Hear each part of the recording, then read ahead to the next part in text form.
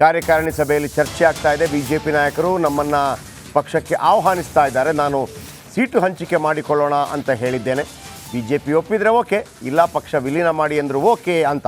Finally Janardhan Reddy ವಿಲೀನಕ್ಕೆ ಸಿದ್ಧತೆಯನ್ನು ಮಾಡಿಕೊಂಡಿದ್ದಾರೆ. ಇಲ್ಲಿ ತನಕ ಏನಿತ್ತು ಅಂದರೆ ನಾನು ವಿಲೀನ ಮಾತ್ರ ಮಾಡ್ತೀನಿ, ಆದರೆ ವಿಲೀನ ಅಲ್ಲ, ನಾನು ಹೊಂದಾಣಿಕೆ ಮಾಡ್ಕೋತೀನಿ, ವಿಲೀನ ಸಾಧ್ಯವೇ ಇಲ್ಲ ಅನ್ನೋಂಥ ಮಾತನ್ನು ನಿನ್ನೆ ಕೂಡ ಹೇಳ್ತಾ ಇದ್ರು. ಯಾಕಂತಂದರೆ ಮಂಡ್ಯದಲ್ಲಿ ನಡೀತಾ ಇರುವಂಥ ಕೆರೆಗೋಡು ಹನುಮಧ್ವಜ ಸಂದರ್ಭದಲ್ಲಿ ನಮ್ಮ ರಿಪೋರ್ಟರ್ ಅವರನ್ನು ಮಾತನ್ನು ಕೇಳ್ತಾ ಇದ್ರು. ಆ ಸಂದರ್ಭದಲ್ಲಿ ಹೇಗೆ JDS BJP ಜೊತೆ ಹೊಂದಾಣಿಕೆಯನ್ನು ಮಾಡಿಕೊಂಡಿದೆ, ಅದೇ ರೀತಿ ನಮ್ಮ ಪಕ್ಷ ಕೂಡ ಹೊಂದಾಣಿಕೆಯನ್ನು ಮಾಡ್ಕೊಳ್ಳುತ್ತೆ, ವಿಲೀನ ಅಲ್ಲ ಅಂಥೇಳಿ. ಆದರೆ ಅದು ಅವ್ರದ್ದೊಂದು ಟ್ರಂಪ್ ಕಾರ್ಡ್ ಆಗಿರ್ಬೋದು.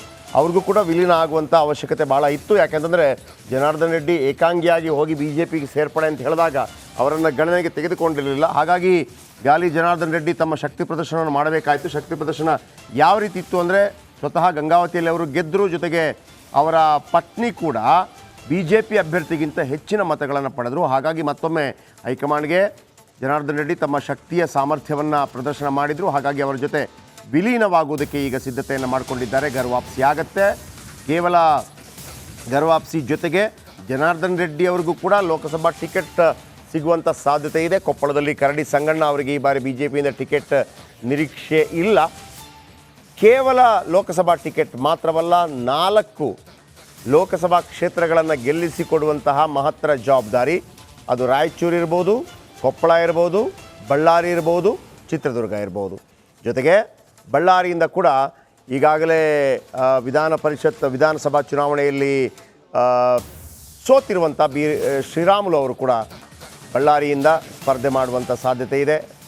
ದೇವೇಂದ್ರಪ್ಪ ಅವರಿಗೆ ವಯಸ್ಸಾಗಿರೋ ಕಾರಣಕ್ಕಾಗಿ BJP ಅವರಿಗೆ ಟಿಕೆಟ್ ಕೊಡೋದು ಅನುಮಾನ.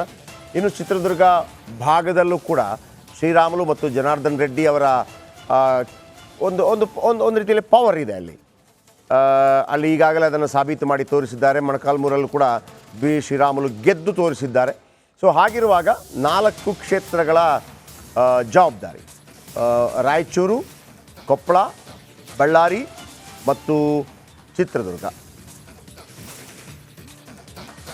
ಇನ್ಫ್ಯಾಕ್ಟ್ ಈ ಗರ್ವಾಪಸಿ ಬಗ್ಗೆ ರಿಪಬ್ಲಿಕ್ ಕನ್ನಡ ಬ್ರೇಕ್ ಮಾಡಿದ 1-2 ಸುದ್ದಿಗಳು ನಿಜ ಆಗಿದೆ. ಇನ್ಫ್ಯಾಕ್ಟ್ ಜನಾರ್ದನ್ ರೆಡ್ಡಿ ಅವರು ಕೂಡ BJP ಜೊತೆಯಲ್ಲಿ ಕೈ ಜೋಡಿಸಬಹುದು ಅನ್ನೋದನ್ನ ಕೆಲ ತಿಂಗಳ ಹಿಂದೆನೇ ಬ್ರೇಕ್ ಮಾಡಿತ್ತು ರಿಪಬ್ಲಿಕ್ ಕನ್ನಡ. ಹಾಗೆ ಮೊನ್ನೆ ಈ ಮಂಡ್ಯದಲ್ಲಿ ಹನುಮಧ್ವಜ ಸಂಬಂಧಪಟ್ಟಂತೆ ನಡೆದ ಪ್ರತಿಭಟನೆ, BJP ನಾಯಕರು ನಡೆಸಿದ ರ್ಯಾಲಿ, ಅದರಲ್ಲೂ ಕೂಡ ಭಾಗಿಯಾಗಿದ್ರು ಜನಾರ್ದನ್ ರೆಡ್ಡಿ. ಆಗ ಇನ್ಫ್ಯಾಕ್ಟ್ ನಮ್ಮ ಪ್ರತಿನಿಧಿ ನೇರವಾಗಿ ಪ್ರಶ್ನೆ ಕೇಳಿದ್ರು, BJP ಪ್ರೊಟೆಸ್ಟಲ್ಲಿ ಬಂದು ಜಾಯ್ನ್ ಆಗಿದ್ದೀರಿ ಅಂದರೆ ಪಕ್ಷದ ಜೊತೆಯಲ್ಲಿ ಜಾಯ್ನ್ ಆಗೋ ಸೂಚನೆನಾ ಇದು ಅಂತ ಹೇಳಿ.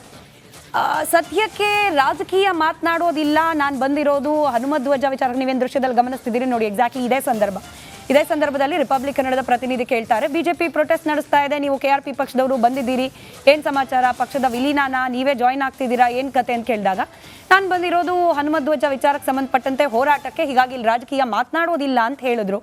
ಬಟ್ ಪರೋಕ್ಷವಾಗಿ ಒಂದು ಸುಳಿವನ್ನಂತೂ ಕೊಟ್ಟಿದ್ರು, ಮುಂದಿನ ದಿನಗಳಲ್ಲಿ ಇದ್ರ ಬಗ್ಗೆ ನಾನು ಉತ್ತರ ಕೊಡ್ತೇನೆ ಅಂತ ಹೇಳಿ. ಮತ್ತಷ್ಟು ಡೀಟೇಲ್ಸ್ ನಮ್ಮ ಬಳ್ಳಾರಿ ಪ್ರತಿನಿಧಿ ರೇಣುಕಾರಾಧ್ಯ ನೀಡ್ತಾ ಹೋಗ್ತಾರೆ. ದೂರವಾಣಿ ಸಂಪರ್ಕದಲ್ಲಿದ್ದಾರೆ ರೇಣುಕಾರಾಧ್ಯ. ಪೊಲಿಟಿಕಲ್ ನ್ಯೂಸ್ ಅಂದ್ರೆ ರಿಪಬ್ಲಿಕ್ ಕನ್ನಡ. ನೋಡಿ, ನಾವು ಸೂಚನೆ ಬಹಳ ತಿಂಗಳ ಹಿಂದೆನೆ ಕೊಟ್ಟಿದ್ವಿ, ಜನಾರ್ದನ್ ರೆಡ್ಡಿ ಅವರು ಕೂಡ ಘರ್ ವಾಪಸಿ ಆಗೋ ಸಾಧ್ಯತೆ ಇದೆ ಅಂತ ಹೇಳಿ. ಕೌಂಟ್ ಡೌನಾ, ಕ್ಷಣಗಣನೆನಾ? ಖಂಡಿತ ಸ್ಮಿತಾ, ಏನು ಜನಾರ್ದನ್ ರೆಡ್ಡಿ ಅವರು ಅಂದ್ರೆ BJP ವಿಚಾರದಲ್ಲಿ ಹೇಳೋದಾದ್ರೆ, BJP ಈಗ ಲೋಕಸಭಾ ಚುನಾವಣೆಗೆ ಸಿದ್ಧತೆಯನ್ನ ಮಾಡ್ಕೊಳ್ತಿದೆ. ಅದರ ಭಾಗವಾಗಿ ಯಾವ ರೀತಿಯಾಗಿ ಹಿಂದಿನ ಚುನಾವಣೆಯಲ್ಲಿ ಡ್ಯಾಮೇಜ್ ಆಗಿತ್ತು ಅದನ್ನೆಲ್ಲವನ್ನು ಕೂಡ ಈಗ ಮ್ಯಾನೇಜ್ ಮಾಡ್ತಕ್ಕಂಥ ಪ್ರಯತ್ನವನ್ನ BJP ಮಾಡ್ತಾ ಇರ್ತಕ್ಕಂಥದ್ದು. ಅದರ ಭಾಗವಾಗಿ ಈಗಾಗಲೇ ಜಗದೀಶ್ ಶೆಟ್ಟರ್, ಮಾಜಿ CM ಜಗದೀಶ್ ಶೆಟ್ಟರ್ ಅನ್ನು ಕೂಡ BJPಗೆ ಸೇರಿಸ್ಕೊಂಡ್ರು. ಅದರ ಬಳಿಕ ಈಗ ಮತ್ತೊಬ್ಬ ನಾಯಕ ಜನಾರ್ದನ್ ರೆಡ್ಡಿಯನ್ನ ಸೆಳೆದಕ್ಕೆ BJP ಮುಂದಾಗಿರ್ತಕ್ಕಂಥದ್ದು. ಅದರ ಭಾಗವಾಗಿ ಜನಾರ್ದನ್ ರೆಡ್ಡಿ ಅವರು ಕೂಡ ಈಗಾಗಲೇ BJP ಜೊತೆ ಸಂಪರ್ಕ ಹೊಂದಿದ್ರು. ಈ ಬಗ್ಗೆ ರಿಪಬ್ಲಿಕ್ ಕನ್ನಡ ಕಳೆದ 1 ವಾರದಿಂದನೂ ಕೂಡ ಸುದ್ದಿಯನ್ನ ಬಿತ್ತರಿಸ್ತಾ ಇತ್ತು.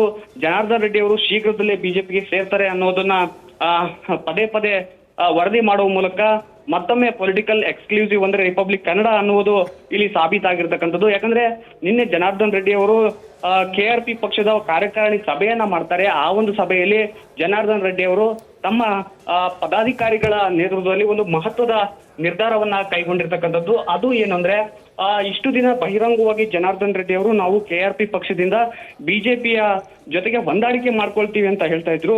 ಆದ್ರೆ ನಿನ್ನೆ ನಡೆದ KRP ಕಾರ್ಯಕಾರಿಣಿ ಸಭೆಯಲ್ಲಿ ಜನಾರ್ದನ್ ರೆಡ್ಡಿ ಅವರು ಹೊಂದಾಣಿಕೆಗೂ ನಾವು ಸಿದ್ಧ, ಜೊತೆಗೆ ಬಿಜೆಪಿ ವಿಲೀನ ಮಾಡುವಂದ್ರೂ ಕೂಡ ನಾವು ಸಿದ್ಧವಾಗಿದ್ದೀವಿ ಅನ್ನುವ ಒಂದು ಮೆಸೇಜ್ ಅನ್ನ ಪದಾಧಿಕಾರಿಗಳಿಗೆ ಕೊಟ್ಟಿರ್ತಕ್ಕಂಥದ್ದು.